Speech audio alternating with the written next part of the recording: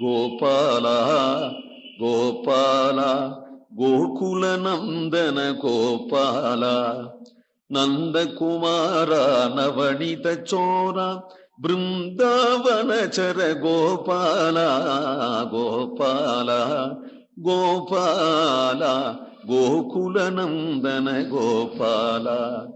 வைத்தனையும் காய்ந்த பாலும் வடிதயிரும் நறுவெண்ணையும் இத்தனையும் பேற்றறியேன் எம்பிரான் நீ பிறந்த பின்னை எத்தனையும் செய்ய பெற்றாய் ஏதும் செய்யேன் கதம்படாதே முத்தனைய முறுவல் செய்து மூக்குறிஞ்சி மூலையோனாயே.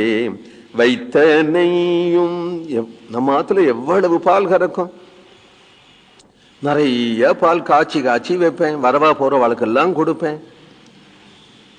வெண்ணெய் 10 கிலோ 30 கிலோ பட்டு வச்சுருப்பேன், வாங்குவார் இருக்க மாட்டா.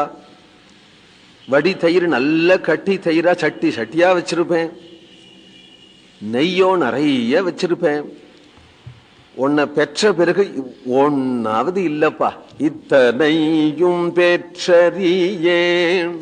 ஏன் அப்படின்னா எனக்கு எங்க ஒழியறது, நீ பிறந்த பிறகு எனக்கு எங்க ஒழியறது.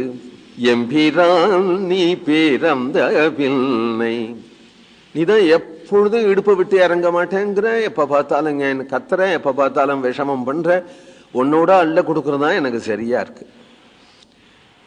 என்னதான் நான் செய்யும்படி நீ விடுற. எத்தனையும் செய்ய பெற்றாய் ஏதும் செய்யேன். நான் இப்படி சொல்றேனேன்னு கோபிச்சுக்காத கண்ணா. கடப்படலேன்னு சொல்லுவா இல்லையா தமிழ்ல, ஒன்னு செய்யறதுக்கு கடப்படலை அப்படிம்பார். அந்த அந்த அந்த அந்த ஓசையே கொடுக்கிறா. ஏதும் செய்யேன் கதம்படாதே, ஒன்னு செய்யறதுக்காவது கடப்படலை. கதம்படாதேனா கோபிக்காதே அப்படின்னு வியாக்கியானம். முத்தனைய முறுவல் செய்து, முத்து போன்ற அழகான மந்தகாசம் பண்ணி நீ மம்மம் சாப்பிடு. மூக்குறிஞ்சி முலையுணாய்.